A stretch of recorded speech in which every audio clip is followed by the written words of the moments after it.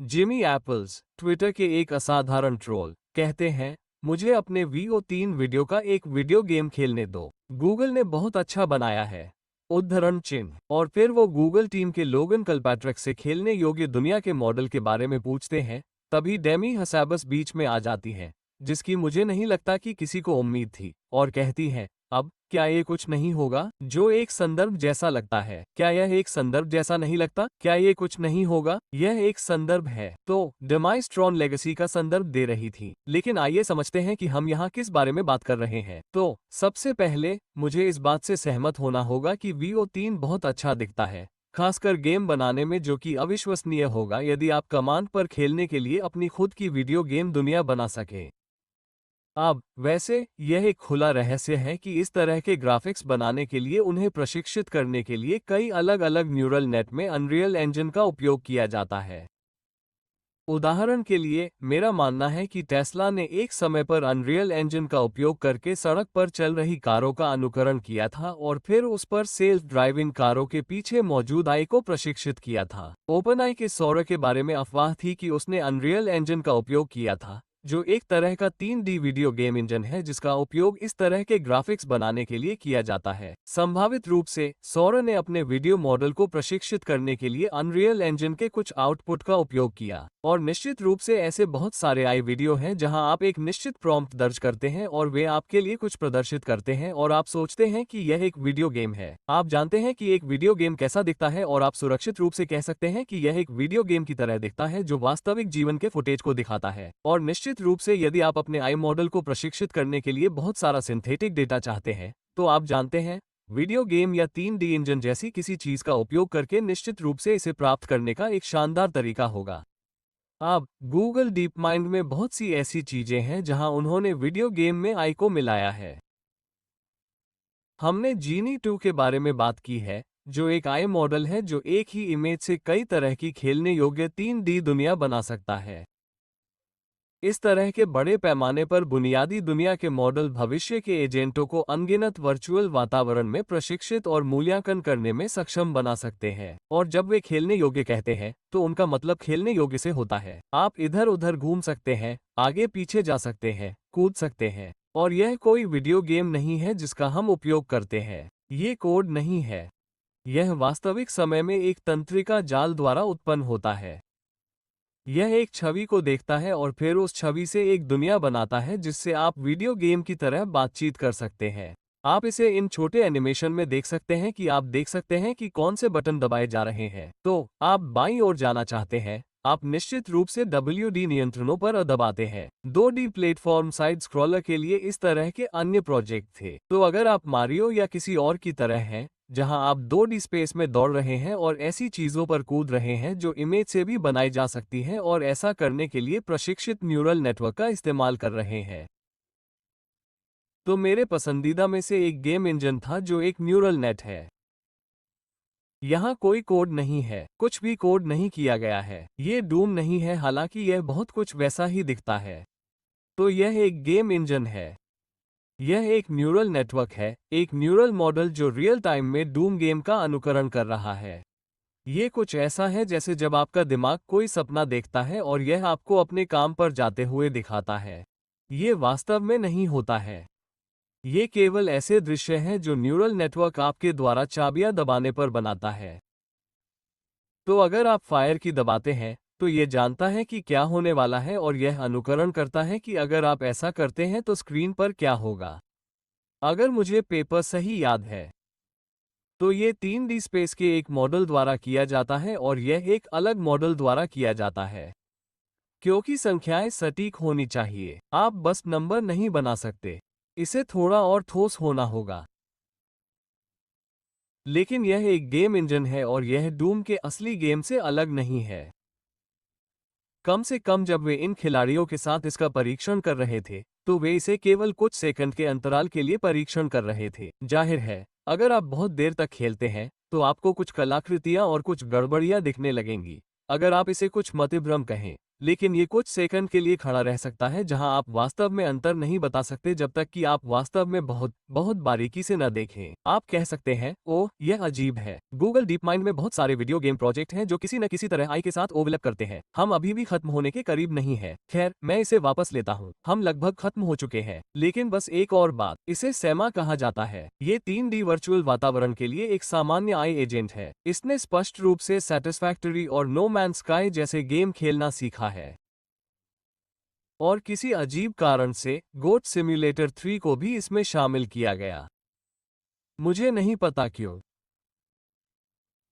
यहाँ समझने वाली सबसे बड़ी बात यह है कि यह शायद अन्य आई एजेंट्स द्वारा वीडियो गेम खेलने से बहुत अलग है जिन्हें आपने पहले देखा है, क्योंकि यहाँ यह उन नियंत्रणों का उपयोग करके वास्तविक समय में खुद से खेलना सीख रहा है जिनका उपयोग हम इंसान करते हैं।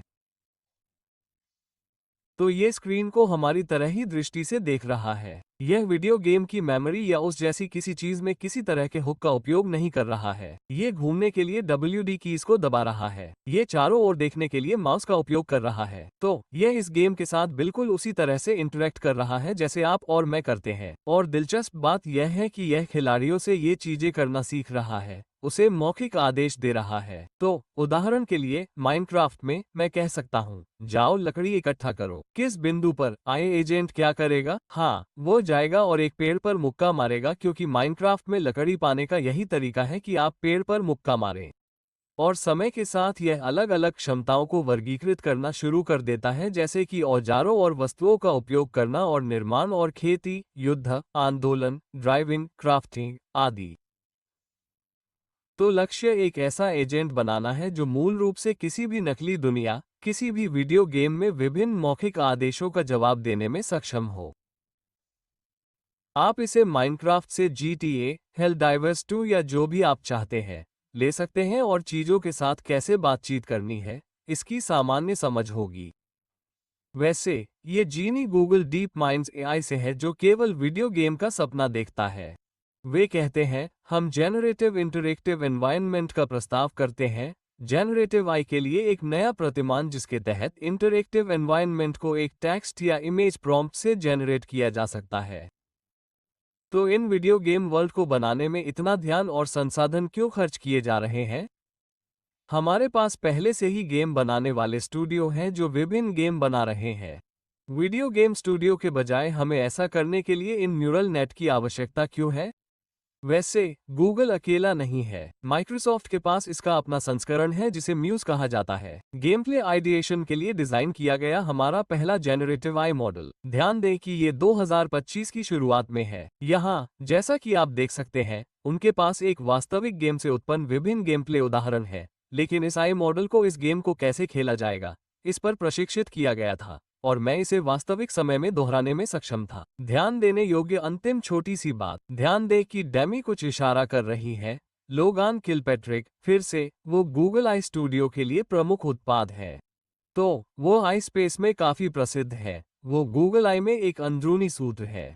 उनके पास पॉडकास्ट है और वो बहुत सारे पॉडकास्ट में आ चुके हैं, और मुझे लगता है कि अगर मुझे सही याद है तो वो ओपनआई के एक्स है। तो कोई ऐसा व्यक्ति जो जानता है कि क्या चल रहा है। जैसा कि आप यहाँ देख सकते हैं, उनके होंठ बंद है। अगर आप नहीं पहचान पा रहे हैं तो यह एक इमोजी है जिसमें होठों पर जिप लगी हुई है, जैसे कि मैं कुछ नहीं कह रहा हूँ। तो मुद्दा ये है कि गूगल पर्दे के पीछे कुछ और पका रहा है जिसका संबंध न्यूरल नेट और वीडियो गेम से है। तो क्यों? किस कारण से? अंतिम लक्ष्य क्या है? खैर, इसके कुछ स्पष्ट उत्तर हैं और कुछ इतने स्पष्ट नहीं है। आपको याद होगा कि गूगल का गूगल स्टेडिया प्रोजेक्ट था, जहां यह एक तरह का कंसोल था जो वीडियो गेम स्ट्रीम करता था। इसे 2018 में बंद कर दिया गया था। मेरा मानना है कि विचार ये था कि गेम आपके स्थानीय कंसोल पर चलने के बजाय इसे डिवाइस पर स्ट्रीम किया जाएगा। तो ये किसी और जगह से उत्पन्न होगा, लेकिन आप इसे वास्तविक समय में खेल सकते हैं। फिर से, मुझे इसके बारे में बहुत अधिक जानकारी नहीं है। इसे बंद कर दिया गया था, यह अब उपलब्ध नहीं है। लेकिन अगर मुझे सही याद है तो वो इसके पीछे एक बड़ा विचार था। तो ये हमारी चर्चा से कैसे संबंधित है? सबसे पहले, अगर आप एक ऐसा न्यूरल नेटवर्क बना पाते हैं जो किसी वीडियो गेम को रियल टाइम में स्ट्रीम कर सके, तो इससे वीडियो गेम डेवलपमेंट के लिए कई शानदार रास्ते खुल जाएंगे। संभावित लाभ ये हो सकता है कि डेवलपमेंट की लागत बहुत कम हो। सामान्य वीडियो गेम में आप जो कुछ भी देखते हैं, जिससे आप इंटरैक्ट करते हैं, जो कुछ भी होता है उसकी स्क्रिप्ट एक सॉफ्टवेयर इंजीनियर द्वारा लिखी जाती है, और मैं समझता हूँ कि यह हमेशा स्क्रिप्टेड नहीं होता। इसमें रैंडम इवेंट होते हैं, लेकिन उन रैंडम इवेंट को भी किसी इंसान ने कोड किया होता है। अगर आपके पास कुछ ऐसा हो जो इस तरह के गेम को तुरंत जनरेट कर सके, तो शायद अनंत दुनियाएं बन जाएंगी। सबसे पहले, प्रति गेम या प्रति अनुभव की लागत बहुत कम हो जाएगी। एक न्यूरल नेटवर्क जो कुछ भी हो रहा है उसका आविष्कार करेगा। ये बस उसकी कल्पना करेगा और गेमर रियल टाइम में गेम खेलेगा। ये गैर सॉफ्टवेयर डेवलपर्स को भी इन न्यूरल नेट के साथ काम करके गेम के बारे में सोचने का मौका देगा। ठीक उसी तरह जैसे अगर आप ड्राइंग नहीं कर सकते तो आप एक अच्छा आई बना सकते हैं। कला, या अगर आपके पास संगीत प्रतिभा नहीं है तो भी आप शानदार आई संगीत बना सकते हैं। V3 के साथ आप बिना किसी फिल्म निर्माण अनुभव के शानदार वीडियो बना सकते हैं। ये सोचना बहुत बड़ी बात नहीं है कि कुछ सालों में हम बिना किसी कोडिंग अनुभव के ये गेम बना पाएंगे, और हमें उन्हें कोड भी नहीं करना होगा। हम इनमें से किसी एक न्यूरल नेटवर्क दृष्टिकोण का उपयोग करेंगे। शायद एक छोटा सा स्केच बनाएं, जैसे इसे इस तरह बनाएं, इस तरह के नियम बनाएं, आदि, और बस इसमें कूद जाएं और दुनिया के साथ बातचीत करना शुरू कर दें। माइक्रोसॉफ्ट प्रोजेक्ट विशेष रूप से इसे गेम डेवलपमेंट आइडिएशन के रूप में बताता है, जैसे जल्दी से स्केच बनाना, दुनिया बनाना, उनका परीक्षण करना, ये देखना कि वे कैसे काम करते हैं। तो मूल रूप से बस अधिक अवसर, अधिक रचनात्मकता, इन खेलों को बनाने के लिए अधिक दृष्टिकोण, आदि। इसलिए हम गेम डेवलपमेंट को ले रहे हैं और इसे हर किसी के लिए आसान बना रहे हैं, और हमें तेज और बेहतर और बस अधिक चीजें बनाने की अनुमति दे रहे हैं। और मुझे यकीन है कि हम इसे देखेंगे, लेकिन मुझे नहीं लगता कि गेमिंग इस तरह की तकनीक के लिए अंतिम गंतव्य है। मुझे लगता है कि वास्तव में अंतिम लक्ष्य सिमुलेशन और विश्व मॉडल। वीडियो गेम में बहुत सी चीजें अभी भी नियतात्मक है। अगर हम GTA 5 जैसा कुछ बना पाते हैं, लेकिन हर चीज को कोड करने के बजाय इसे न्यूरल नेटवर्क द्वारा संचालित करने के लिए थोड़ा और रचनात्मक बनाया जाए, तो हम लाखों दुनिया बना पाएंगे, जिनमें से प्रत्येक का अपना एक जीवित, सांस लेने वाला पारिस्थितिकी तंत्र होगा। वे दुनिया बहुत सारा डेटा तैयार करेगी। उदाहरण के लिए, GTA की दुनिया में आप शहर में कारों के चलने के तरीके के बारे में डेटा प्राप्त कर सकते हैं। डेटा का उपयोग सेल्फ ड्राइविंग कारों को प्रशिक्षित करने के लिए किया जा सकता है। वर्ल्ड ऑफ वॉरक्राफ्ट के दिनों में एक बग था जिससे खिलाड़ियों के बीच एक तरह का प्लेग फैल गया, और इसे एक कालकोठरी तक सीमित रहना चाहिए था, लेकिन कुछ खिलाड़ियों ने इसे कालकोठरी से बाहर निकालने का तरीका खोज लिया, जिससे पूरी वर्ल्ड ऑफ वॉरक्राफ्ट बीमार हो गई, क्योंकि यह प्लेग हर एक खिलाड़ी में फैल गया, जिससे मूल रूप से सभी की मौत हो गई। दिलचस्प बात यह है कि बाद में उस घटना का अध्ययन वायरोलॉजी विशेषज्ञों ने किया। मुझे लगता है कि उन्होंने बीमारी के प्रसार का अध्ययन किया कि यह उस आभासी दुनिया में कैसे फैलता है। इससे उन्हें वास्तविक डेटा मिला कि लोग बीमारी कैसे फैला सकते हैं। अगर आपने देखा कि सामाजिक स्टैनफोर्ड से एक ऐसा ही पेपर आया था जिसमें एक छोटे से गांव का अनुकरण किया गया था और दिखाया गया था कि लोग किस तरह सूचनाओं का आदान प्रदान करते हैं, किस तरह अलग अलग अफवाहें और ऐसी ही चीजें कई लोगों के बीच फैलती हैं। इस तरह के सामाजिक अनुकरण का इस्तेमाल कंपनियां नीतिगत बदलाव लाने से पहले कर सकती हैं, ताकि यह पता लगाया जा सके कि यह कैसे उल्टा पड़ सकता है या सही तरीके से काम कर सकता है। सरकारें इसका इस्तेमाल कर कुछ प्रोत्साहनों का अनुकरण कर सकती हैं, जैसे कर में छूट, और हाँ, सीमा पेपर की तरह हम आई एजेंटों को गेम में नेविगेट करने के लिए प्रशिक्षित कर पाएंगे। अलग अलग भौतिकी, अलग अलग बाधाओं आदि वाले असीमित वातावरण की कल्पना करें। एनवीडिया के डॉक्टर जिम फैन ने इस बारे में बात की थी। उन्होंने मूल रूप से कहा था कि अंततः हमारे पास सभी अलग अलग तकनीकों, सभी रोबोटिक्स के लिए एक वैश्विक सार्वभौमिक एजेंट हो सकता है। दिन के अंत में वे सभी केवल एक ही मॉडल द्वारा संचालित हो सकते हैं। एक ही मॉडल, यह एक ऐसा मॉडल है जिसे मूल रूप से किसी भी वीडियो गेम को खेलने के लिए प्रशिक्षित किया जाएगा, चाहे वो फ्लाइट सिम हो या GTA, माइनक्राफ्ट या पानी के नीचे कुछ भी हो। यह उन सभी दुनियाओं के बीच इतनी अच्छी तरह से सामान्यीकरण करने में सक्षम होगा कि जब यह अंततः वास्तविक दुनिया में आता है और वास्तविक रोबोटिक्स के साथ बातचीत करने में सक्षम होता है, तो यह एक और वीडियो गेम की तरह ही होगा। यह उन सभी अलग अलग वास्तविकताओं में सामान्यीकरण करने में सक्षम होगा। कहने का मतलब यह है कि अगर आप इसके बारे में सोचते हैं, तो इन विचारों का निर्माण करना, मेरा मतलब है, हम वीडियो गेम की दुनिया कहते हैं, लेकिन वास्तव में आप उन्हें 3D नकली दुनिया के रूप में सोच सकते हैं। वास्तव में इससे हमें कितना लाभ हो सकता है, इसका कोई अंत नहीं है अगर हमें गेमिंग की दुनिया में हर एक चीज को कोड करने की जरूरत नहीं है, जैसा कि हम अभी वीडियो गेम के साथ करते हैं। अगर सभी दृश्य और भौतिकी और होने वाली सभी घटनाएं बिना किसी विशेष निर्देश के न्यूरल नेट द्वारा बनाई जाती हैं, ये भौतिकी को समझ लेता है। ये समझ लेता है कि इमारतें, कारें और पैदल चलने वाले कैसे काम करते हैं। इससे आए एजेंटों को प्रशिक्षित करने, रोबोट को प्रशिक्षित करने, उस दुनिया के भीतर विभिन्न वैज्ञानिक सिमुलेशन चलाने के लिए बहुत सारे अवसर खुलेंगे। और मुझे लगता है कि डेमिस यहाँ बिल्कुल यही संकेत दे रहे हैं। ऐसा ही कुछ काम में है और हम शायद जल्द ही ऐसा कुछ देखने वाले हैं। और शुरुआत में ये कम से कम एक वीडियो गेम की तरह दिखेगा। यह शायद इसका काम होगा। ये हमें न्यूरल नेटवर्क या कुछ इसी तरह के द्वारा जेनरेट किए गए इसके साथ वीडियो गेम खेलने की अनुमति देगा। और यह सोचना मजेदार है कि कैसे अजी और अधिकांश आय प्रगति, इसका अधिकांश भाग वीडियो गेम की पीठ पर बना था। डूम जैसे वीडियो गेम शुरू में मुख्य डेवलपर्स में से एक जॉन कमामैक ने बनाया था। मुझे आश्चर्य है कि वो अब क्या कर रहे हैं और वो इस बारे में क्या सोचते हैं। तो ये जॉन कमामैक है। उन्होंने हाल ही में कीन टेक्नोलॉजीज के साथ क्या करने की कोशिश कर रहे हैं, इसके बारे में बात की। वैसे क्या यह मैं हूँ या उन्हें किसी तरह का जैक मिला है? मुझे लगता है कि यह काफी जैक है ना? मेरा मतलब है कि नर्ड मानकों के अनुसार मुझे लगता है कि यह योग्य है। वैसे भी वो अजी पर काम कर रहे हैं। उनके नए दृष्टिकोण का यहाँ वर्णन संक्षेप में ऐसा लगता है कि वह क्या करने जा रहे हैं। रोबोट भौतिक रोबोट हैं और वह उन्हें वीडियो गेम खेलने के लिए तैयार करने जा रहा है। और यहाँ आप छोटा सा सेटअप देख सकते हैं। यह एक छोटा रोबोटिक कैमरा है। यह एक तरह का कंट्रोलर है। तो यह एटारी कंट्रोलर है और एक तरह की रोबोटिक चीज है जो कंट्रोलर को घुमा सकती है। तो यह एक भौतिक चीज है। ये शारीरिक रूप से गेम को नियंत्रित कर रहा है। ये स्क्रीन पर देख रहा है।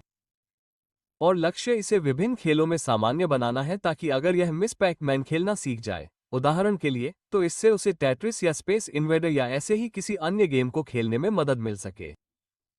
तो आई के कुछ सबसे प्रतिभाशाली दिमाग, यह वो जगह है जहां वे जा रहे हैं। वीडियो गेम, 3D नकली दुनिया और एआई। केवल डेमिया साबिस ही नहीं, बल्कि चैड कार्मामेक भी। माफ करें, जॉन कार्मामेक, यही उनका नाम है, जॉन कार्मामेक। लेकिन जो भी हो, ये दिलचस्प है कि जब कोई सभ्यता एक निश्चित तकनीकी स्तर पर पहुंच जाती है, तो इनको चलाना शुरू करना वास्तव में महत्वपूर्ण हो जाता है। 3D दुनिया, ये सिमुलेशन, अगर आप इसे यूं कहें, हार्ड कोडेड नहीं है, बल्कि न्यूरल नेटवर्क पर चलते हैं, जहां छोटे शहरों में घूमने वाले और अपने घरों में बैठे सभी छोटे खिलाड़ी खुद को असली इंसान समझते हैं और उन्हें लगता है कि वे मायने रखते हैं। आप चाहते हैं कि वे खुद को मायने रखें ताकि वे सिमुलेशन में अच्छा डेटा दे सकें। मुझे अभी अभी एहसास हुआ कि मैंने बिल्कुल वैसी ही शर्ट पहनी हुई है जैसी उसने पहनी हुई है। खैर, मुझे लगता है कि बहुत जल्द, शायद अगले कुछ दशकों में, हम इन न्यूरल नेटवर्क से बना कोई सिमुलेशन